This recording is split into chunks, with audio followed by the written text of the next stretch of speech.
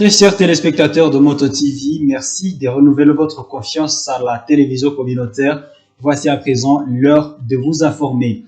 Les habitants des Butembo appelés à se prévenir des dangers liés aux engins explosifs de guerre. Appel lancé par la police au lendemain des attaques à la bombe enregistrée à la ville voisine de Beni. Un expert de mine qui a sensibilisé les policiers au cours d'une parade à Butembo leur a demandé d'aller faire pareil à leurs proches afin qu'ils s'abstiennent de manipuler des engins suspects. Pendant ce temps, à Lubero, le nouvel administrateur militaire, le colonel Dona Mandonga, annonce la volonté du chef milicien Maïmaï Kasereka Kabido de déposer des armes et se rendre avec ces éléments aux autorités congolaises. Mesdames, Messieurs, voilà tout pour les sommaires. En ville de Butembo, la police et l'armée appellent leurs éléments à s'impliquer pour faire respecter l'état de siège et les mesures barrières contre la COVID-19. Appel lancé au cours d'une parade mixte tenue ce mardi 29 juin à Luanda. Pour la police, ces mesures visent à protéger la population contre l'insécurité et la pandémie mortelle de COVID-19. Isabelle Wangaimuka nous commente ces reportages des Croyantes Viamba. Cette parade mixte de la police et de l'armée était une occasion pour les responsables policiers et militaires de rappeler à leurs éléments les comportements qu'ils doivent adopter pour faire respecter l'état des sièges et les mesures barrières contre la COVID-19. Le commandant ville de la police a demandé à ses agents de sécurité et de défense de s'impliquer pour faire respecter les mesures du chef de l'État et de s'abstenir de toute tracasserie. D'abord la discipline, on a parlé d'état de siège et sur le Covid, parce que la discipline est la mère des armées. Il faut d'abord commencer par là. Nous avons recommandé à tous les éléments du corps d'être disciplinés, de mieux se comporter pendant cette période d'état de siège. Surtout, parce que nous sommes maintenant observés par la population. Et nous n'avons pas droit à l'échelle de notre réussir. Donc nous suivons les instructions du chef de l'État, tel qu'il a parlé. Les sièges, nous devons réussir. On ne peut pas réussir sans la discipline. Parce que nous avons beaucoup matérialisé la discipline. Et l'amour entre eux-mêmes, les hommes en uniforme. Il n'y a pas de discrimination entre policiers d'abord et militaires. C'est-à-dire qu'ils sont tous hommes en uniforme et nous n'avons qu'un seul commandant suprême. Nous avons demandé aux éléments, pendant la période de ce patrouille, qu'il n'y ait pas de bévues. Surtout, ravir les téléphones de la population ou l'argent dans les postes de la population, c'est strictement interdit. Puis quand on sera attrapé, sera puni sévèrement et de ferrer à d'autres militaires. Parce qu'on ne peut pas blaguer là-dessus. Nous devons afficher un comportement exemplaire pendant cette période. Cette parade intervient la veille de la fête de l'indépendance. Le colonel Paul Ngoma a rassuré que tout est mis en œuvre pour que le 30 juin se passe dans la quiétude. Je demande à la police de fêter avec toute quiétude. C'est une grande fête. Et nous allons renforcer la sécurité, l'armée, la police, à partir de cette nuit, pour permettre à la population de fêter avec toute quiétude. Mais on ne veut pas voir des attroupements de plus de 20 personnes. Nous, on va seulement suivre les directives qui seront données par le maire de ville. Par cette causerie morale, les autorités policières et militaires espèrent garantir la discipline dans les rangs de leurs troupes.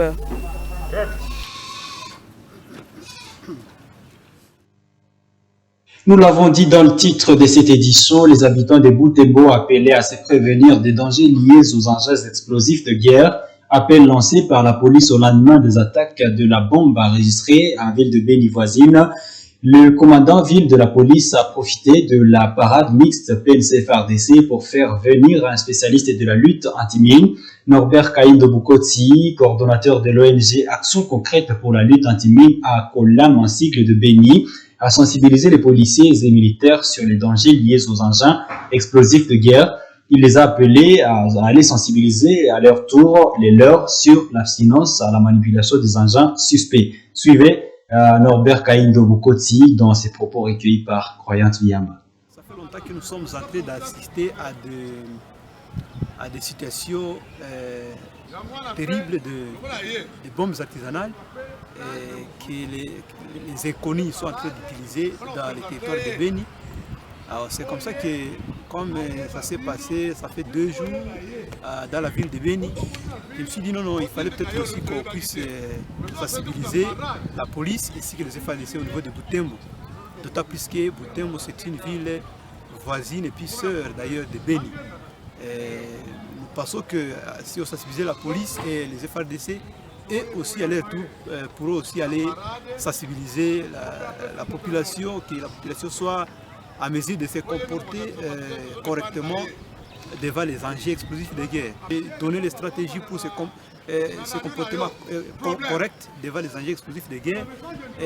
J'ai aussi demandé à ces éléments de la police et les FADC à travailler dans ce sens-là pour la protection de la communauté, de la population, qu'ils soient à mesure aussi d'aller donner les messages à la population par rapport à ces comportements meilleurs à adopter face aux enjeux explosifs de guerre.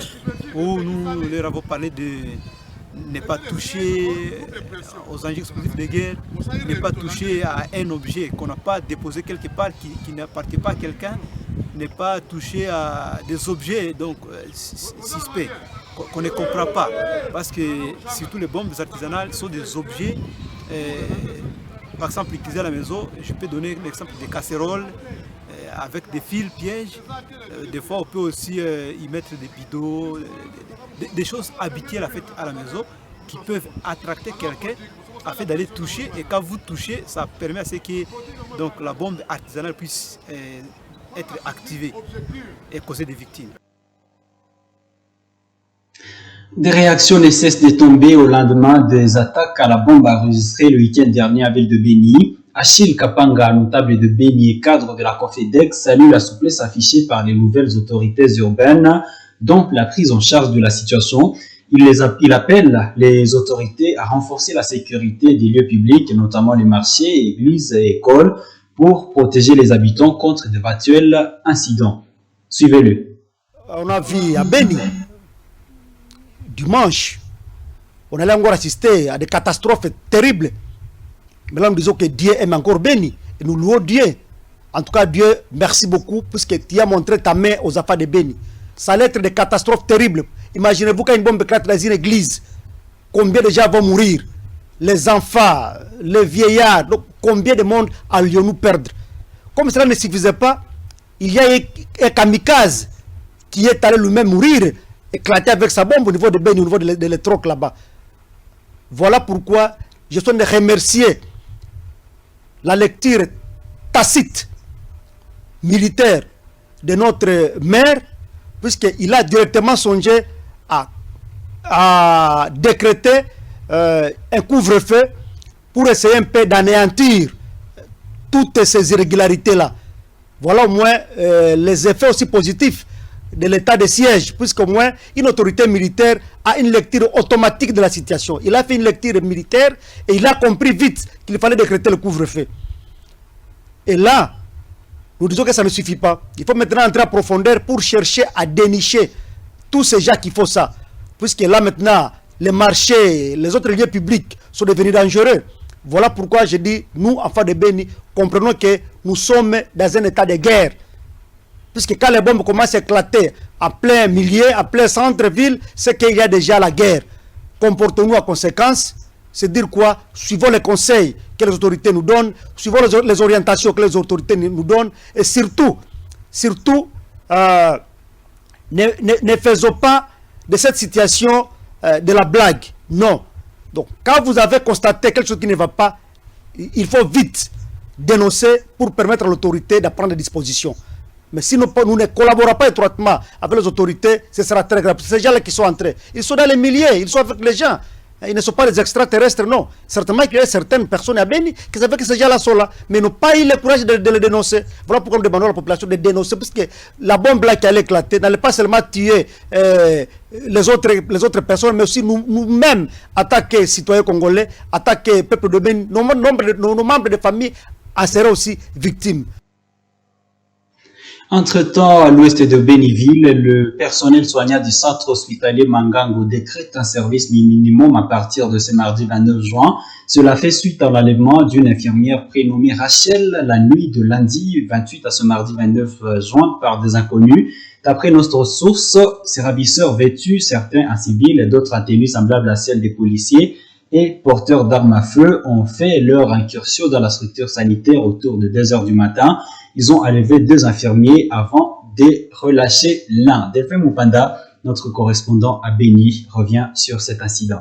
Chagrin et exaspération, c'est le sentiment qui s'élisait sur le visage des infirmiers des malades au centre hospitalier Mangango. Après l'enlèvement de l'infirmière Rachel par des hommes armés, ils sont arrivés aux environs de 2 heures du matin, menaçant ceux qui s'y trouvaient à la recherche de l'argent, expliquent les victimes. Ils ont cassé la porte du bureau du médecin directeur, jeté pêle-mêle les documents. Ils ont emporté argent et plusieurs téléphones et enlevé 2 infirmiers. Kassereka Mahamba Patrick s'est échappé et Madame Rachel demeure en captivité. Les ravisseurs exigent $2000 américains pour sa libération, confirme Jackson Katembo Katekere, médecin directeur de ces centres hospitaliers. Lorsqu'ils sont venus, ils sont entrés chez moi. Et comme j'étais là, j'étais en train de soigner. Ils ont démoli la porte, ils sont entrés, ils ont porté ce qu'ils devraient porter. Et comme ils n'étaient pas satisfaits, ils sont venus à l'hôpital pour toujours me chercher, pour que je puisse remettre ces $2000. C'est ainsi que j'ai su m'échapper. Ils étaient partis avec 2 infirmières, un garçon et une fille, mais le garçon est aussi s'échapper par la grâce de Dieu. La fille ne fait pas signe de vie, mais il commence maintenant à réclamer de leur envoyer les $2000 pour qu'ils puissent remettre la fille entre les mains de ses parents. C'est au moins une 3e incursion des hommes armés dans une même structure sanitaire. Le dernier cas en date est du 28 mars de l'année en cours, où après avoir manqué de l'argent, les bandits avaient fait signer une décharge de $2000 américains à payer par les victimes après les 2 mois suivants. Ces bandits sont revenus avec la même décharge, indique le médecin. Le personnel de ces centres de santé décide d'observer un service minimum jusqu'à la libération de l'otage. Avec les sécurités, les infirmiers vont fuir, mais les médecins vont risquer aussi de fuir, comme l'État a les attributions, la sécurité dans leurs attributions, qu'ils puissent remettre d'abord l'infirmière avant que nous puissions donner les soins. Parce que ça, cette infirmière, on ne saura pas comment donner les soins parce que les infirmiers sont démoralisés et nous tous nous sommes démoralisés. La peur s'endurcit de cette entité qui risquerait de freiner le développement suite à la persistance de l'insécurité, ciblant même les agents de santé, déplore Masika Lumika, chef de la notabilité de Mangango. Nous avons crainte sur l'évolution de notre entité. Les agents de santé sont comme des sentinelles pour attendre les patients. Disons que certaines personnes ne veulent pas le développement de Mangango. Le centre hospitalier Mangango est situé à environ 17 km au nord de la ville de Béni, sur la route Manguina en territoire de Béni.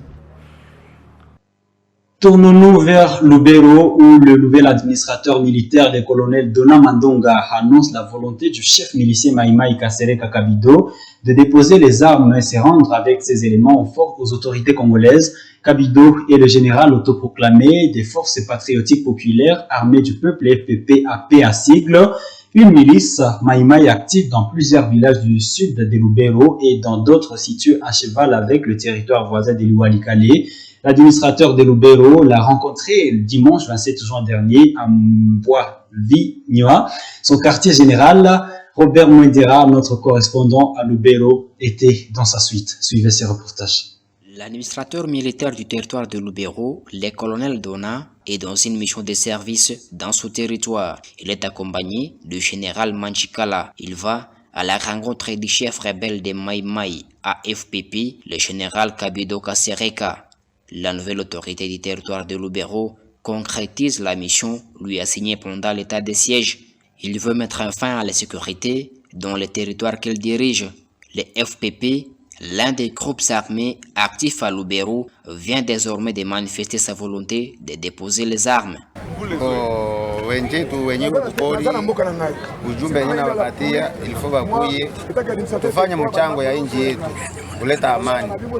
Le colonel Dona, qui invite les autres groupes à quitter la brousse avant que la traque ne commence. Les volontaires pourront rejoindre l'armée loyaliste, explique le colonel.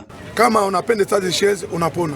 Kama unakataa état de siège unakufa. Oui, ba bikundi bingine mina baambia deja hapa mina anza deja état de siège, mina anza kwa Kabido. Kabido nzo kikundi ya Kabambi.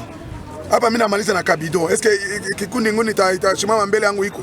Dans cette région vivaient plusieurs groupes armés dont les plus fréquents sont les NDC de Guido et l'AFPP de Kabido. Ces deux groupes se disputent régulièrement le contrôle des villages de cette entité depuis très longtemps. Le FPP a même érigé son état-major en Poix-Vignois dans le territoire de Lubero à environ 35 km de Kaina. C'est là que le colonel Dona, qu'on a surnommé Magufuli, accompagné de plusieurs autorités militaires que civiles, a rencontré Kabido. Ici, un accueil exceptionnel lui a été réservé.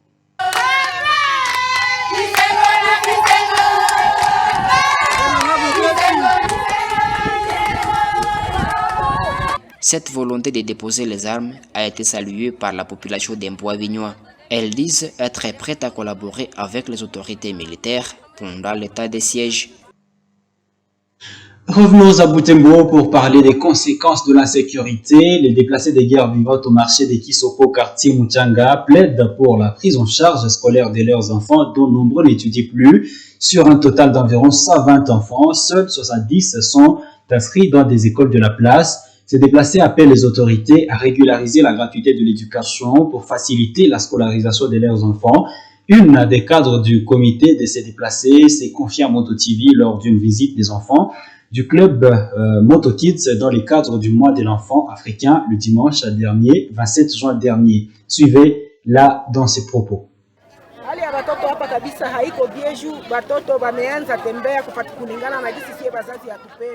Pour le moment, c'est difficile d'encadrer nos enfants. Faute de moyens financiers, ils ne partent plus à l'école. Vu cette situation, ils errent ça et là par manque d'occupation. Chose que nous déplorons. Sur les 126 enfants enregistrés ici, seuls 73 étaient scolarisés. Toutefois, pour le moment, c'est quelques enfants qui partent à l'école car les autres sont chassés suite à leur insolvabilité. Lorsque nous sommes arrivés ici à Butembo, nous espérions à la gratuité de l'enseignement. Malheureusement, celle-ci n'est pas effective. Parfois, on demande à nos enfants de contribuer de frais divers. Lorsque nos enfants sont chassés plus de 4 fois, nous leur demandons simplement d'arrêter les études jusqu'au jour où les moyens financiers pour les scolariser seront disponibles.